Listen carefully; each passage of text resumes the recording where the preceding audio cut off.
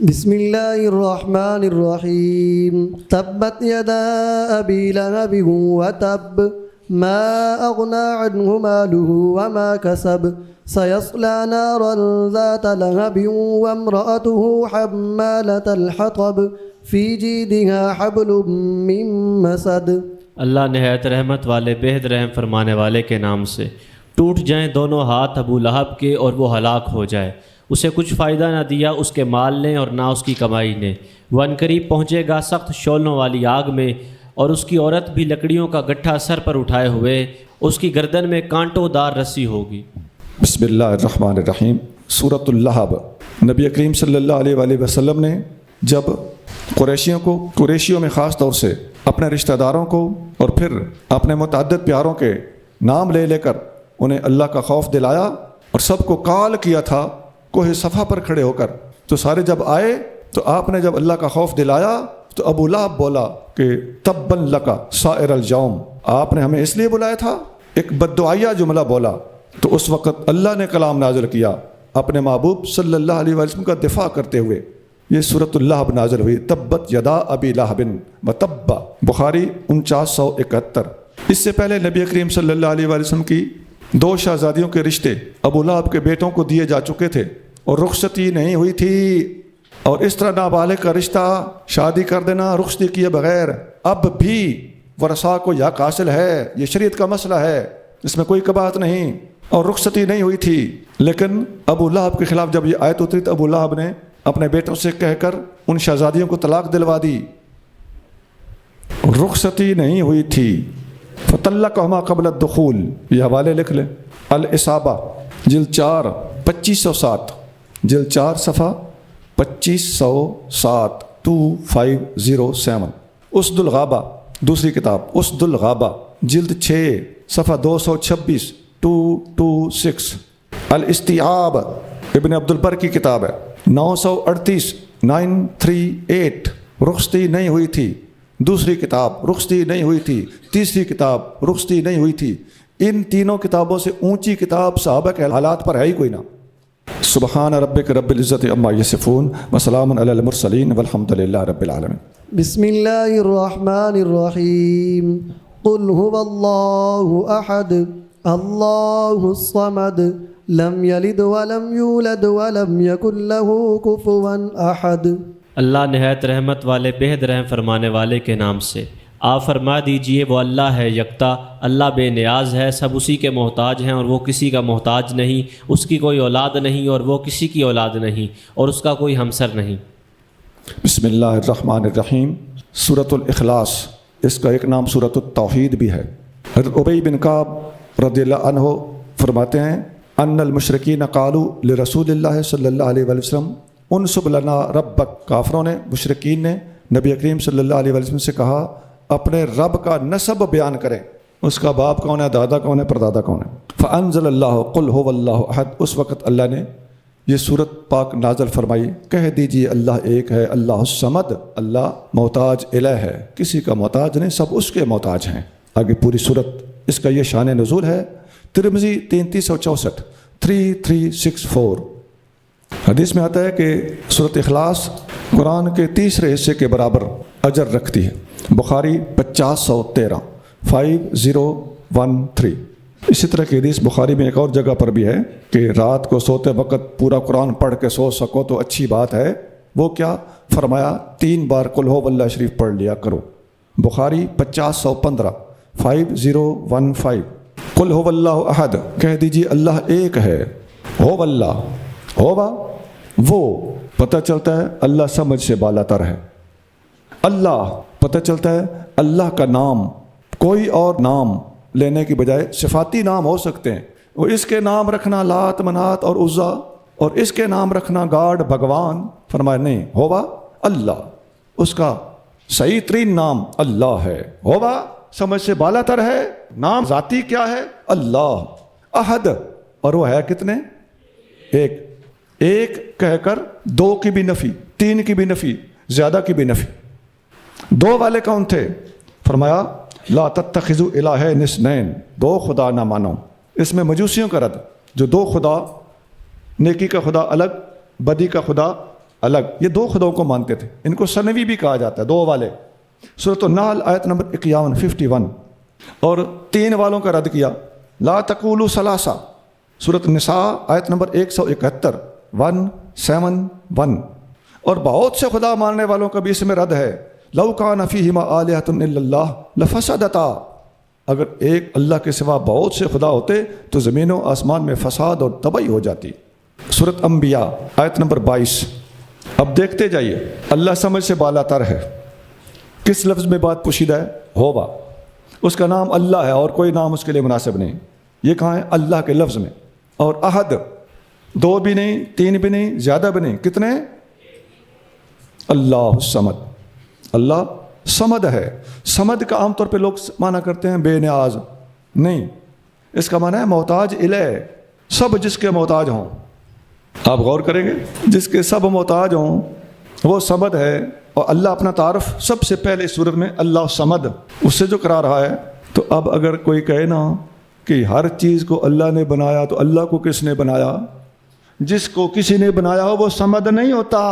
صمد کا معنی ہے جس کے سب محتاج ہوں اور وہ خود کسی کا محتاج نہ اپنے وجود میں کسی کا محتاج ہے نہ اپنی بقا میں کسی کا محتاج. سمجھ آ جانی چاہیے. وجود اور بقا 2 الگ الگ چیزیں ہیں. وہ صمد ہے, اپنے وجود میں بھی کسی کا محتاج نہیں, اپنی بقا میں بھی کسی کا محتاج نہیں. اب وہ داریہ وغیرہ کا سوال جو آج کل آپ کو نیٹ پہ ملتا ہے کہ جی اللہ نے ہر چیز کو بنایا تو اللہ کو کس نے بنایا؟ اس چغل کا جواب اللہ نے ایک لفظ میں دے دیا. آپ دیکھتے آ رہے ہیں کتنے ادیان باطلہ کا رد ہو رہا ہے. جو لوگ اللہ کا جسم اور صورت اور شکل مانتے ہیں انسانوں کی طرح, ان کا رد ہوبا میں ہے. جو لوگ اللہ کے کئی نام رکھے بیٹھے ہیں ان کا رد لفظ اللہ میں ہے. جو اللہ کو 2 3 زیادہ مانتے ہیں ان کا رد احد میں ہے. اور جو کہتے ہیں کہ اللہ کو کس نے بنایا اس کا رد اللہ الصمد میں ہے. ہاں جی, اب پتہ چلا واقعی یہ سورۃ اخلاص سورۃ توحید ہے. توحید کے منکروں کو رگڑ کے رکھ دیا سورت. آگے چلو, ابھی بات کہاں مکمل ہوئی ہے. آگے فرمایا لم یلد ولم یولد. نہ اس نے کسی کو جنا نہ وہ جنا گیا. اس میں کس کا رد ہے؟ کون سے مشرکوں کا رد ہے؟ جو خدا کے بیٹے بیٹیاں, کبھی عزیر علیہ السلام کو, کبھی عیسیٰ علیہ السلام کو خدا کا بیٹا, کبھی فرشتوں کو خدا کی بیٹیاں گھڑ گھڑ کے بناتے تھے. لم یلد ولم یولد, ان سب کو اس ایک آیت سے رگڑ کے رکھ دیا گیا. کتنے ہی مشرکین کی نسلیں ہیں جن کا علاج سورۃ اخلاص میں موجود ہے. اب آئیے ولم یکن لہ کفوا احد, اس کی کوئی برابری کرنے والا نہیں. اب شرک کا ایک پہلو رہ گیا تھا. وہ کون سا؟ جو اللہ تعالیٰ کو مانتے بھی تھے, ایک بھی مانتے تھے, معبود بھی مانتے تھے, لیکن اس کی برابری والے بھی گھڑے ہوئے تھے, اس کی صفات میں شرک کرتے تھے. اس وقت بھی دنیا کے مشرکوں کی اکثریت صفات کے اندر گڑبڑ کر رہی ہے. یلحدون فی اسمائہ, ان کا رد قرآن ان لفظوں سے کرتا ہے. یہ اللہ کے اسماء کے اندر الحاد کرتے ہیں. آپ قرآن میں بار بار نہیں پڑھ کے آ رہے. ان سے پوچھو کہ آسمان زمین کو کس نے بنایا تو لیقولن اللہ, کہیں گے اللہ نے بنایا ہے. تو پھر یہ کون سا شرک تھا؟ اللہ کو ماننے کے باوجود یہ مشرک تھے, یہ اللہ کی صفات میں الحاد کرتے تھے. اللہ کا نام عزیز ہے, انہوں نے عزا بنائی ہوئی تھی. اللہ کا نام منان ہے, انہوں نے منات بنائی ہوئی تھی. اللہ کا نام اللہ ہے, انہوں نے لات بنائی ہوئی تھی. یہ بتڑیاں مانتے تھے. اللہ کے ناموں کو بگاڑ کے مؤنث کا لقب اس میں سے ڈیرائیو کرتے اور اپنی بتنیوں کو عورتوں کے نام دے. یہ ان کا نفسیاتی کچھ چسکا تھا. یہ بھی ایک الگ ایشو ہے. اس بات کے ساتھ جوڑے نا ننگے طواف کرنا, تو یہ گندی ذہنیت تھی جس کے اندر یہ چیزیں پائی جاتی تھیں. آج کا جو ڈیول چرچ ہے, ایک شیطانی وقت فکر باقاعدہ اس وقت موجود ہے, وہ ننگے رہنا پسند کرتے ہیں. وہ گیم یہی ہے, نفسیاتی مریض ہیں اور کچھ بھی نہیں. وہ یہی ذہنیت تھی. میں نے آپ کو عرض کیا تھا کہ تفسیر انشاءاللہ زمانے کے جدید تقاضوں کے مطابق پڑھائی جائے گی. یہ پوری تفسیر میں آپ نے قدم بقدم چیزیں دیکھیں. اب میں پہلی بار یہ جملہ بول رہا ہوں, تھرو آؤٹ میں نے نہیں بولا. اپنے ذہنوں کو بڑا کیجئے, پوری دنیا کے حالات پہ نظر رکھیے, اسلام کی عظمت کو آفاقی سطح پر ظاہر کیجئے. آپ کے سامنے یہ چھوٹے چھوٹے شتونگڑے ٹھہر ہی نہیں سکیں گے جو آپ کی ٹانگیں کھینچتے ہیں. سبحان ربک رب العزت عما یصفون وسلام علی المرسلین والحمد للہ رب العالمین. بسم اللہ الرحمن الرحیم. قل أعوذ برب الفلق من شر ما خلق ومن شر غاسق إذا وقب ومن شر النفاثات في العقد ومن شر حاسد إذا حسد۔ اللہ نہایت رحمت والے بے حد رحم فرمانے والے کے نام سے۔ آپ فرمائے میں پناہ لیتا ہوں صبح کے رب کی، اس کی بنائی ہوئی ہر چیز کے شر سے، اور اندھیری رات کے شر سے جب وہ چھا جائے، اور گرہوں میں جادو کی بہت پھونک مارنے والی عورتوں کے شر سے، اور حسد کرنے والے کے شر سے جب وہ حسد کرے۔ بسم اللہ الرحمن الرحیم۔ سورۃ الفلق، یہ سورت اور اس سے اگلی سورت سورۃ الناس، دونوں کا موضوع ایک ہے۔ آپ دوسری سورت پڑھ دیں، میں دونوں کی اکٹھی تفسیر عرض کروں گا۔ بسم اللہ الرحمن الرحیم۔ قل اعوذ برب الناس ملک الناس الہ الناس من شر الوسواس الخناس الذی یوسوس فی صدور الناس من الجنۃ والناس۔ اللہ نہایت رحمت والے بے حد رحم فرمانے والے کے نام سے۔ آپ فرمائے میں پناہ لیتا ہوں سب لوگوں کے رب کی، تمام لوگوں کے بادشاہ کی، سب لوگوں کے معبود کی، وسوسہ ڈالنے والے، پیچھے ہٹ کر چھپ جانے والے کے شر سے، جو لوگوں کے دلوں میں وسوسے ڈالتا ہے، جنوں اور آدمیوں میں سے۔ سورۃ فلق اور سورۃ ناس دونوں کے ابتدائی الفاظ کیا ہیں؟ قل اعوذ برب الفلق برب الناس۔ فلق کے رب، لوگوں کے رب۔ فلق اس میں اللہ تعالیٰ کی آفاقی حکومت کی طرف اشارہ ہے، اور الناس جنوں اور انسانوں کے اوپر اللہ تعالیٰ کے غلبے، قہر اور حتمیت کی طرف اشارہ ہے۔ اور اعوذ میں پناہ لیتا ہوں ان میں سے جس چیز کا بھی شر ہو، میں بھاگ کے اللہ کے پناہ میں، اللہ کے قلعے میں چھپتا ہوں۔ اور مسلمانوں کا اصول ہے، نبی کریم رؤوف الرحیم صلی اللہ علیہ وسلم کی حدیثوں سے صاف صاف ثابت ہے، کئی حدیثوں سے ثابت ہے، جب کسی مسلمان نے، حتیٰ کہ حدیثوں میں آتا ہے کہ مسلمانوں کا ایک ادنا آدمی بھی کسی کافر کو پناہ دے دے گا تو مسلمان حکومت اس کی دی ہوئی پناہ کا احترام کرے گی، کیوں؟ ہمارے بندے نے اس کو شیلٹر دیا ہے۔ تو جب ایک آدمی کی پناہ اگر کوئی کافر مانگ لے تو اس کے مسلمان ہونے کی وجہ سے حکومت وقت پر لازم ہے کہ اس کے کہے ہوئے الفاظ کی لاج رکھے، اس کی دی ہوئی پناہ کو پناہ تسلیم کر لے۔ یارو تم خالق کائنات کی پناہ میں آؤ گے اور اسے کہو گے کہ مجھے اپنی پناہ عطا فرما، خدا کی عظمت کی قسم وہ سب سے بڑا غیرت مند ہے۔ مخلص ہو کر اس کے در پہ جھکنا سیکھیے، اس کی پناہ میں آنا سیکھیے، آئندہ گناہوں کی توبہ کیجیے اور اس کے دامن رحمت کے اندر جگہ مانگیے، صحیح وہ عطا کرنے کے لیے ہم وقت تیار ہے۔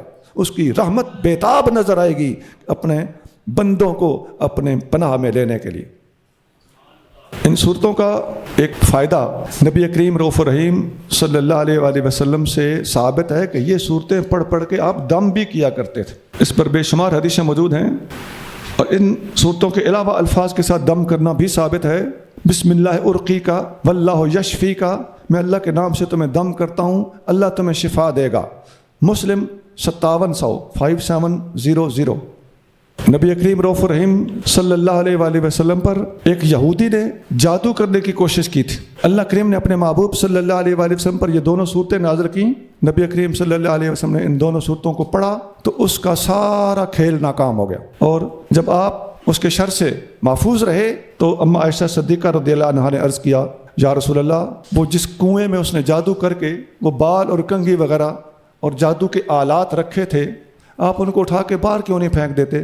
آپ علیہ السلام نے فرمایا، جہاں تک میری ذات کا تعلق ہے، میرے رب نے مجھے شفا عطا فرمائی، اس کے شر سے محفوظ رکھا۔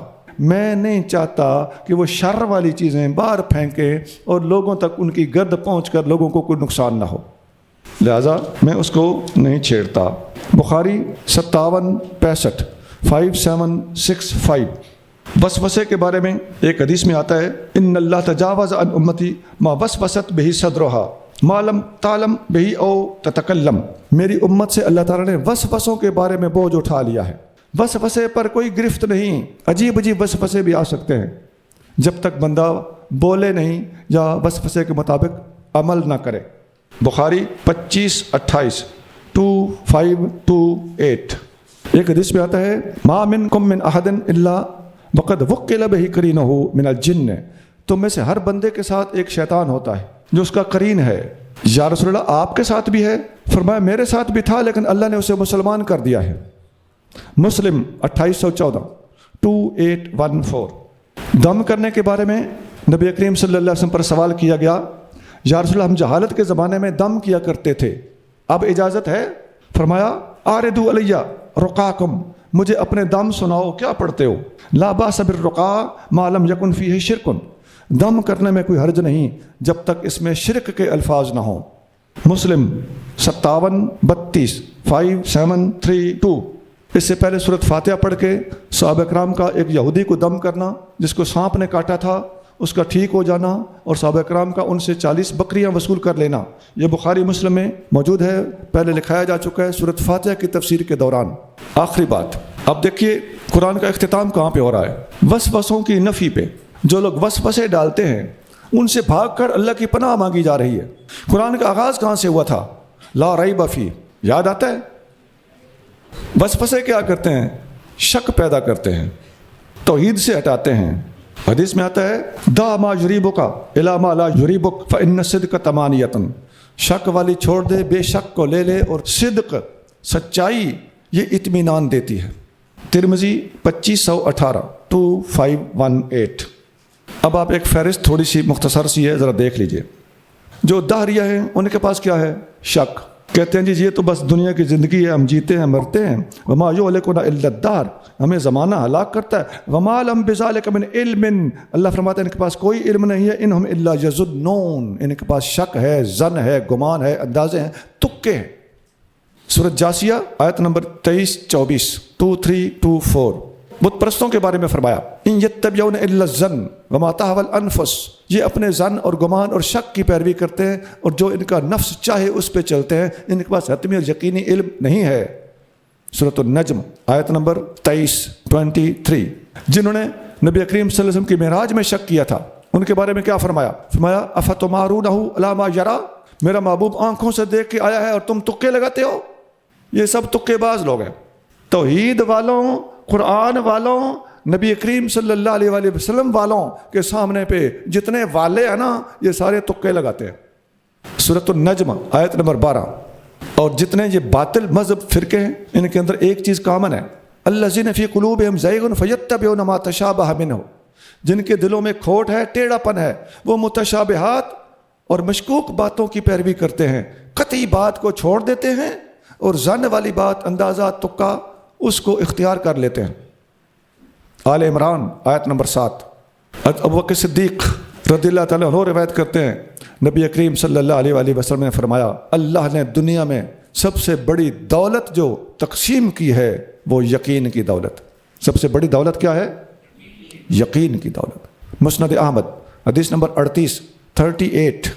ایک اور حدیث میں بھی اسی طرح آتا ہے، صدیق اکبر نے حضور سے روایت کیا صلی اللہ علیہ وآلہ وسلم، لم یقسم بین الناس شیء افضل من المعافات بعد الیقین، اللہ تعالیٰ نے انسانوں میں جو سب سے بڑی چیز تقسیم کی ہے اس کا نام یقین ہے، اور یقین کے بعد سب سے بڑی دولت عفو ہے، معافی۔ سب سے اونچا نمبر یقین کا ہے۔ مسند احمد حدیث نمبر 49۔ ہاں جی، اب آخری جملہ سن لیجئے، کان فی اول القرآن نفی الریب، قرآن کے آغاز میں شک کی نفی بیان کی گئی تھی، وفی آخر ہی، اور قرآن کے آخر میں التعوذ من شر الوسواس الخناس، انسانوں کے اندر سب سے شرارتی کے شر سے بچ کر اللہ کی پناہ مانگی گئی ہے۔ وغایت و عبادت الرب اتیان الیقین، اور رب کی عبادت کی غایت اور غرض یقین کا حصول ہے۔ والحمد للہ رب العالمین وصلی اللہ علی سیدنا محمد وآلہ واصحابہ اجمعین، سبحان ربک رب العزت عما یصفون وسلام علی المرسلین والحمد للہ رب العالمین۔ خیر، آپ سب کو مبارک۔